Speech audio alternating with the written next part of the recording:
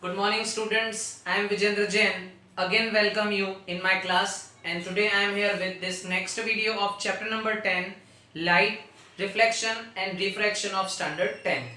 In previous videos we have seen light, ray of light, beam of light, reflection, regular reflection, irregular reflection, and also we have seen about the mirror, plane mirror.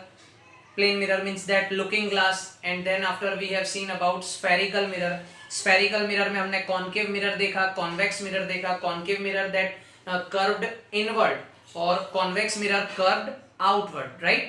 और concave mirror और convex mirror के लिए हमने कुछ terms भी देखे थे last video में. लास्ट वीडियो में जो टर्म्स हमने देखे थे वो कौन कौन से थे? Pole, right, centre of curvature, radius of curvature, principal axis, aperture, principal focus and focal length. See, तो एक छोटा सा रिवीजन में एक डायग्राम के थ्रू आपको बताता हूं कि यहां पर I am going to draw a concave mirror. See, this is concave mirror.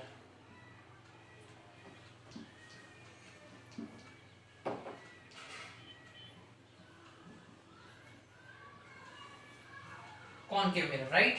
अब ये इसकी सरफेस है.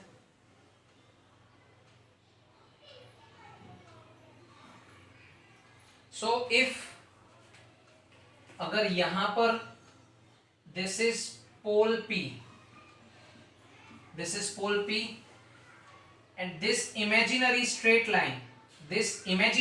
line is a principal axis.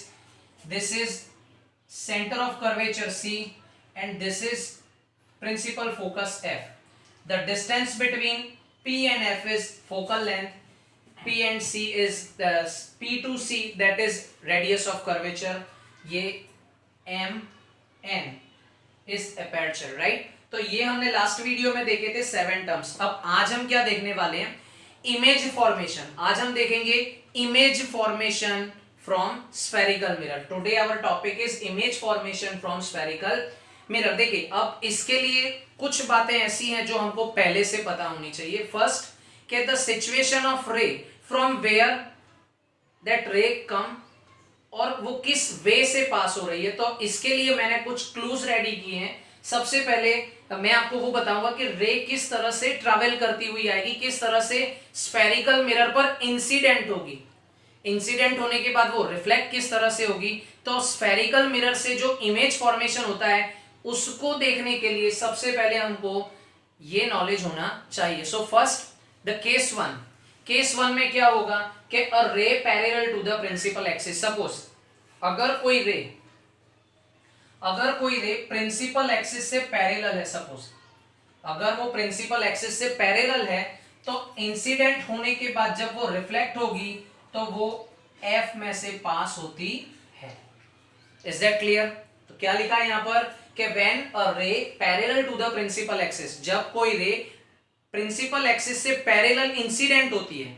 When a ray parallel to the principal axis, incident ray, when incident ray parallel to the principal axis will pass through principal focus F in case of concave mirror. ये concave mirror है. Convex mirror में क्या होगा? In convex mirror appear to diverse. अब appear to diverse means वो reflect होगी. क्यों? क्योंकि वहां पर प्रिंसिपल फोकस F और सेंटर ऑफ कर्वेचर सब मिरर के बिहाइंड होता है, पीछे की साइड होता है. तो वहां पर क्या होगा? Appear to diverse from principal focus F in case of convex mirror. Is that clear? तो सबसे पहला केस हमारा क्या था कि जब रे प्रिंसिपल एक्सिस से पैरेलल इंसिडेंस होती है. सी, ये रिफ्लेक्ट हो रही है, सॉरी ये इंसिडेंट हो रही है और ये रिफ्लेक्ट हो रही है. अब एक और खास बात यहां पर बता दूं कि यहां पर ये जो सेंटर ऑफ कर्वेचर है, यहां से एक रे नॉर्मल का काम करती है. सपोज ये मैं यहां पर n लिख देता हूं. तो ये जो रे है ये क्या करेगी? नॉर्मल बन जाएगी और यहां पर as the law of reflection I theta I और ये थीटा R, ये दोनों कैसा होगा? सेम होगा. Is that clear? Second case में क्या है कि अगर ray to a ray passing through the principal focus, अब अगर कोई रे प्रिंसिपल फोकस में से पास हो रही है. सी, प्रिंसिपल फोकस, अगर मैं ये रे इस तरह से ड्रॉ करूं तो ये रिफ्लेक्शन के बाद क्या होगी? प्रिंसिपल एक्सिस से पैरेलल होगी। ये मैंने इंसिडेंट की, ये जो रेड कलर की जो इंसिडेंट रे है that is passing through principal focus F, तो वो कैसे रिफ्लेक्ट होगी, प्रिंसिपल एक्सिस से पैरेलल। तो ये दोनों केस आपकी समझ में आ गए होंगे कि जब रे कोई भी इंसिडेंट रे प्रिंसिपल एक्सिस से अगर पैरेलल होगी तो रिफ्लेक्शन के बाद वो एफ में से पास होगी। अगर इंसिडेंट रे एफ में से पास हो रही है तो वो रिफ्लेक्शन के बाद प्रिंसिपल एक्सिस से पैरेलल होगी। नाउ केस 3 में क्या दिया है कि रे 3 और ray passing through the centre of curvature C. अब सेंटर ऑफ कर्वेचर से अगर कोई रे पास हो रही है, सपोज सेंटर ऑफ कर्वेचर से अगर मैं ऐसे ही कोई रे ले लूं, सपोज ये प्रिंसिपल एक्सिस को ही मैं ले लेता हूं, अगर सेंटर ऑफ कर्वेचर से कोई रे पास होती है,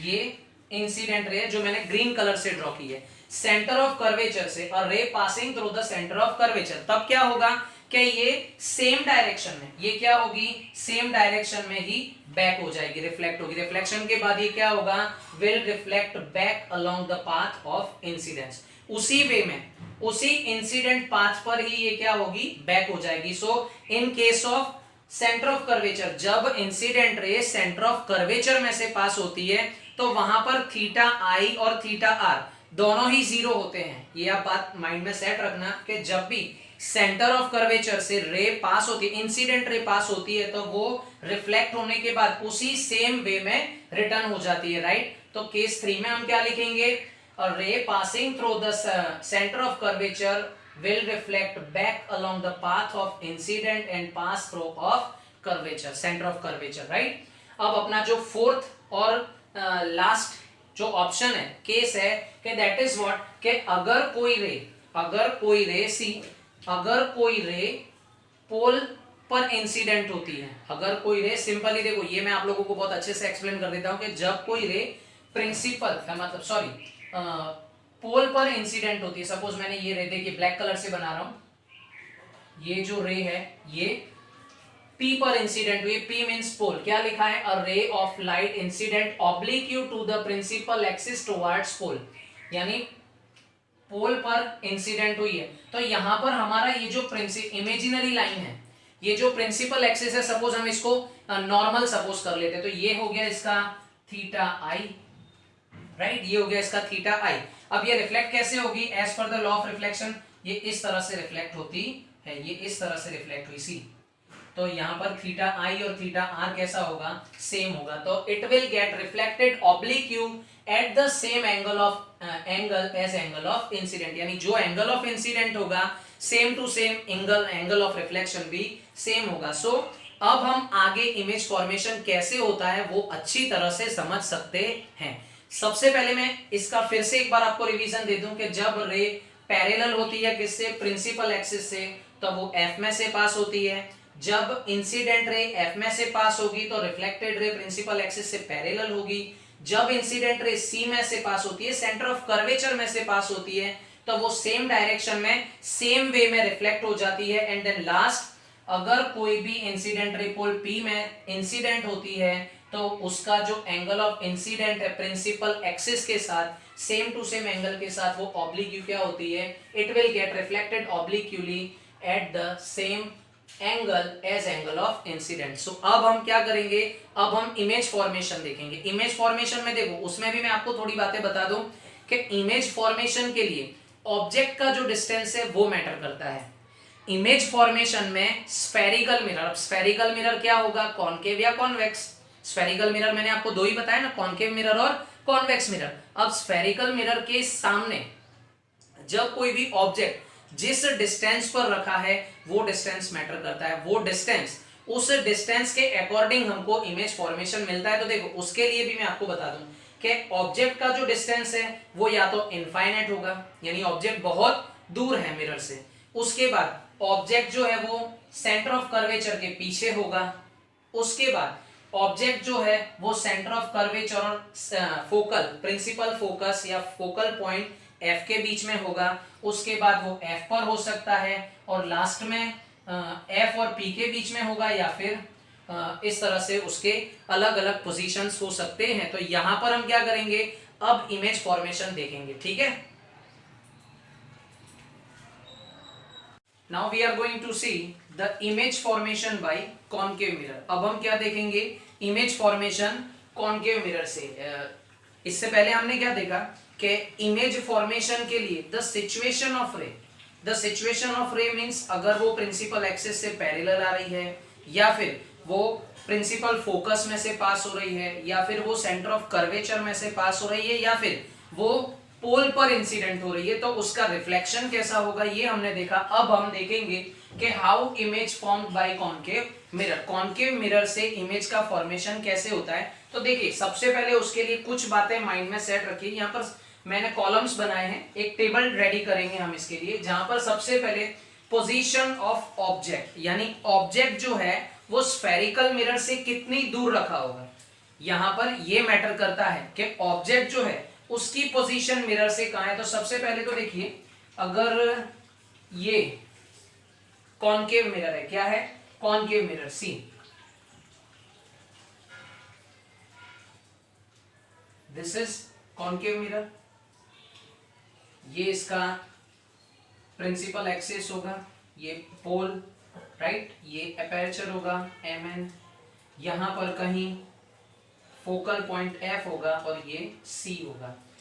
अब अगर कोई वस्तु मतलब कोई भी ऑब्जेक्ट कहां रखा है, तो सबसे पहला इसमें ऑप्शन आएगा, सबसे पहला केस होगा कि अगर कोई भी object infinite distance, infinite distance means बहुत दूर रखा है, इनफाइनाइट डिस्टेंस का मतलब होता है बहुत दूर रखा है। इसके बाद फर्स्ट ऑप्शन ये होगा कि अगर कोई ऑब्जेक्ट मिरर से इनफाइनाइट डिस्टेंस पर रखा है। इसके बाद जो सेकंड ऑप्शन होगा वो होगा सेंटर ऑफ कर्वेचर के पीछे, beyond centre of curvature. Second option क्या होगा, बियॉन्ड सी।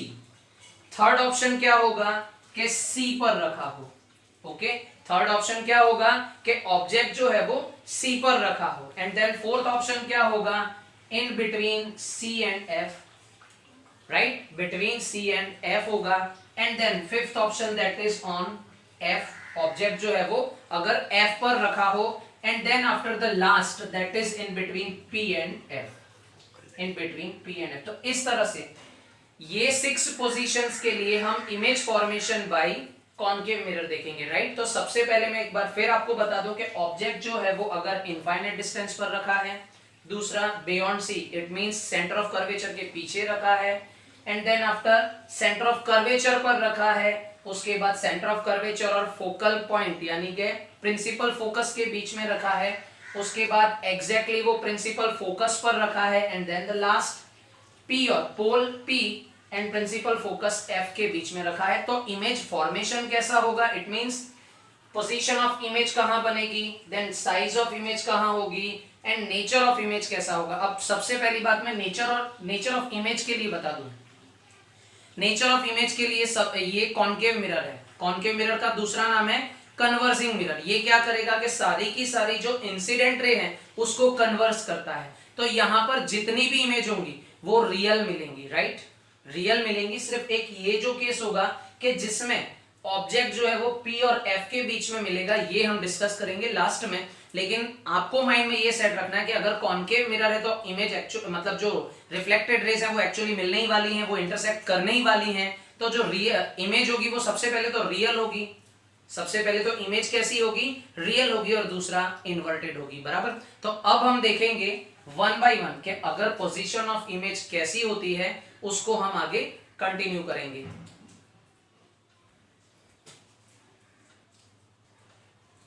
तो सबसे पहले अगर कोई भी ऑब्जेक्ट इनफाइनाइट डिस्टेंस पर रखा है, सी सबसे पहले पोजीशन ऑफ ऑब्जेक्ट कहां पर है, एट इनफाइनाइट डिस्टेंस। अगर कोई भी ऑब्जेक्ट इनफाइनाइट डिस्टेंस पर रखा है तो उसकी जो इमेज की पोजीशन है वो कहां मिलेगी, एट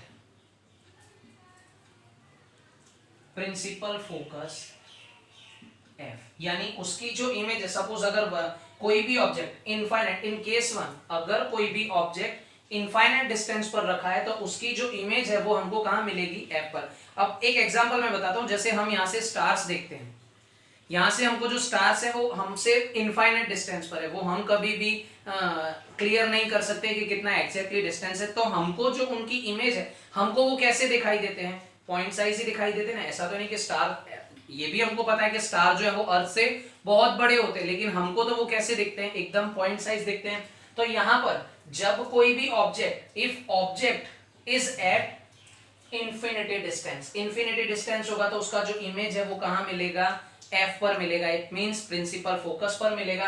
अब उसका जो साइज है वो कैसा होगा, पॉइंट साइज्ड होगा। और नेचर तो जैसा कि मैंने आपको बताया, रियल प्लस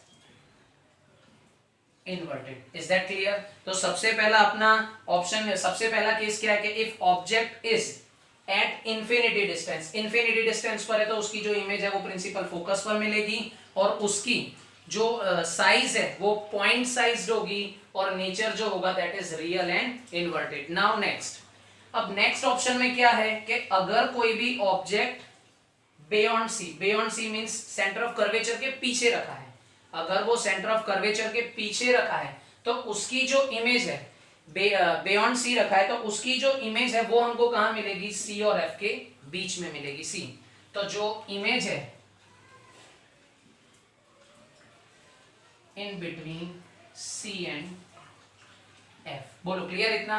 तो सेकंड ऑप्शन में अगर ऑब्जेक्ट बियॉन्ड सी यानी सेंटर ऑफ कर्वेचर के पीछे रखा है तो जो इमेज है वो between principal focus F and centre of curvature C, यानी हमको सेंटर ऑफ कर्वेचर सी और एफ के बीच में मिलेगी। अब यहां पर जो इमेज होगी वो, नेचर तो उसका रियल और इन्वर्टेड होगा, लेकिन उसकी जो इमेज होगी वो डिमिनिश्ड होगी। डिमिनिश्ड मींस ऑब्जेक्ट से छोटी, डिमिनिश्ड मतलब छोटी, रिड्यूसिंग इमेज मिलेगी हमको। तो यहां पर क्या लिखेंगे,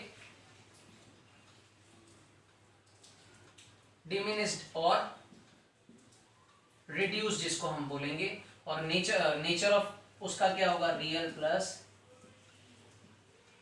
इन्वर्टेड। Is that clear? तो अगर ऑब्जेक्ट कहां रखा है, beyond centre of curvature C, तो उसकी जो इमेज है वो at between in between C and F, centre of curvature C and principal focus F, और उसकी जो इमेज की साइज होगी वो डिमिनिश्ड होगी या फिर रिड्यूस्ड होगी, छोटी होगी, स्मॉल होगी, राइट? अब यहां पर उसका जो नेचर है वो भी कैसा होगा, real plus inverted. Now third option क्या है, एट सेंटर ऑफ कर्वेचर। अब देखिए, इससे पहले जब मैंने आपको बताया था कि कोई भी रे सेंटर ऑफ कर्वेचर में से आती है तो वो उसी वे में वापस जाती है। तो यहां पर अगर सेंटर ऑफ कर्वेचर पर कोई भी ऑब्जेक्ट कहां रखा है, सेंटर ऑफ कर्वेचर पर रखा है, तो उसकी इमेज जो है वो भी हमको वहीं मिलेगी, at centre of curvature C, यानी हमको जो इमेज है वो भी कहां मिलेगी, सेंटर ऑफ कर्वेचर पर ही मिलेगी, और नेचर उसका सेम टू सेम होगा, रियल प्लस इन्वर्टेड। लेकिन यहां पर जो साइज है, साइज जो है वो कैसी होगी, जब हमने इमेज इंसिडेंट हुई थी, सॉरी जब रे इंसिडेंट हुई थी कहां से, सेंटर ऑफ कर्वेचर में, तो वो उसी वे में वापस गई थी। अब यहां पर जो इमेज होगी वो कैसी होगी, स्मॉल साइज होगी।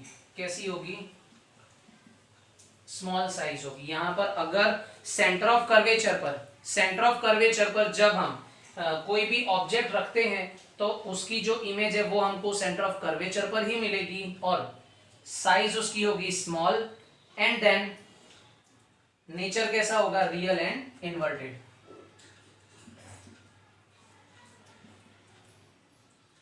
दूसरी बात अगर यहां पर ऐसी बताऊं कि यहां पर जो इमेज फॉर्मेशन होगा, यहां पर जो इमेज फॉर्मेशन होगा वो एग्जैक्टली कैसा होगा, ऑब्जेक्ट जैसा होगा, सेम एज ऑब्जेक्ट। यहां पर इमेज फॉर्मेशन कैसा होगा, अगर सेंटर ऑफ कर्वेचर पर ऑब्जेक्ट इस तरह से रखा है तो इमेज भी उसकी इस तरह से ही डाउन साइड में मिलेगी। तो यहां पर जो इमेज का साइज है वो सेम एज ऑब्जेक्ट होगा। क्लियर? तो फर्स्ट, इनफाइनाइट डिस्टेंस पर अगर ऑब्जेक्ट रखा है, उसका पोजीशन इनफाइनाइट डिस्टेंस पर है, तो वो प्रिंसिपल फोकस पर उसकी इमेज मिलेगी, पॉइंट साइज इमेज होगी, और रियल और इन्वर्टेड। अब रियल और इन्वर्टेड क्यों है ये भी मैंने आपको बताया, क्यों, क्योंकि कॉनकेव मिरर में कन्वर्ज होने के बाद रिफ्लेक्शन के बाद जो रेज हैं वो एक्चुअली मिलती हैं, इंटरसेक्ट करती हैं, इसलिए यहां पर इमेज कैसी होगी, real and inverted. Now our fourth case that is between C and F. अब देखिए बिटवीन सी एंड एफ है, इमेज कहां मिली थी, बिटवीन सी एंड एफ था, तो यहां पर पोजीशन कहां थी, beyond centre of curvature C. तो यहां पर भी ऐसा ही होगा कि अगर हम ऑब्जेक्ट फोर्थ केस में क्या कर रहे हैं, ऑब्जेक्ट को हम सी और एफ के बीच में रख रहे हैं, सी और एफ के बीच में रख रहे हैं, तो इसकी जो इमेज है वो बियॉन्ड सी मिलेगी, यानी सी से पीछे की साइड मिलेगी, राइट। यहां पर जो पोजीशन है ऑब्जेक्ट की, पोजीशन ऑफ ऑब्जेक्ट क्या है, between C and F, between C and F यानी सी और एफ के बीच में है, तो उसकी जो इमेज है वो पीछे मिलेगी। अब इमेज पीछे मिलेगी तो उसकी साइज कैसी हो जाएगी, लार्ज हो जाएगी, उसकी साइज जो है वो कैसी हो जाएगी, लार्ज साइज या मैग्नीफाइड, बराबर। तो जब beyond between C and F है तो पोजीशन ऑफ इमेज क्या होगा, बियॉन्ड सी, और लार्ज इमेज मिलेगा। अब यहां पर हम ये आप अपने माइंड में सेट रखना,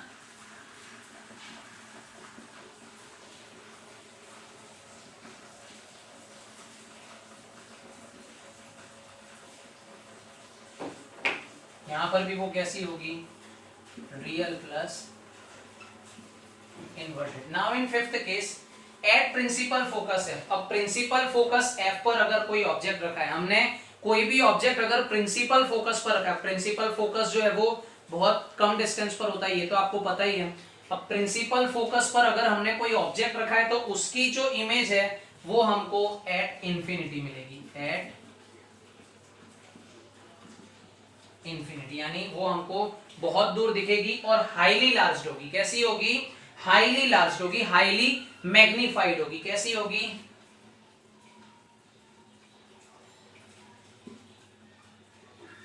और इमेज का नेचर जो होगा that is real and inverted. Is that clear? So real और इन्वर्टेड इमेज मिलेगी, वो उसका नेचर होगा और हाईली लार्ज होगी, यानी अगर प्रिंसिपल फोकस एफ पर ऑब्जेक्ट रखा है तो वो हमको इनफाइनाइट डिस्टेंस पर उसका इमेज मिलेगा। And the last option that is between P and F. अगर बिटवीन पी एंड एफ है, सी बिटवीन पी एंड एफ यानी प्रिंसिपल फोकस और एफ पी पोल के बीच में रखा है, तो यहां पर जो इमेज होगी, देखिए मैंने बताया था कि सिक्स्थ जो ऑप्शन होगा उसमें इमेज मिरर के पीछे की साइड मिलेगी। कैसी मिलेगी, पीछे की साइड, यानी कॉनकेव मिरर के बिहाइंड मिलेगी, बिहाइंड द कॉनकेव मिरर। क्या लिखेंगे यहां पर, बिहाइंड द मिरर, राइट। और यहां पर जो इमेज का साइज होगा that is also large, magnifying, that is also large. अब क्योंकि कॉनकेव मिरर के बिहाइंड मिल रही है तो कैसी होगी, virtual and erect. Is that clear? देखिए अब ये जो इमेज फॉर्मेशन है ये 2 मार्क्स के क्वेश्चन में 1 by 1 आता है, राइट। कि अगर ऑब्जेक्ट का पोजीशन एट इनफाइनाइट हो तो ये सारी चीजें मेंशन कीजिए, राइट। अगर 4 मार्क्स में आ रहा है तो ये पूरा टेबल बनाने को आपको आएगा। तो आई होप के ये इमेज फॉर्मेशन है ये आपको बहुत अच्छे से समझ में आया होगा, और होमवर्क में आपको ये टेबल 2 टाइम्स बनाना है और प्रैक्टिस करनी है विद दैट डायग्राम। वो डायग्राम में मैंने आपको 6 केस बताए थे कि पहले ऑब्जेक्ट कहां पर है, इनफाइनाइट डिस्टेंस पर है, फिर सी से पीछे है, फिर सी पर है, and then after between C and F है, उसके बाद एफ पर है, और लास्ट में पी और एफ के बीच में है। सो आई होप आप सभी ने इसको बहुत एंजॉय किया होगा। Thank you so much.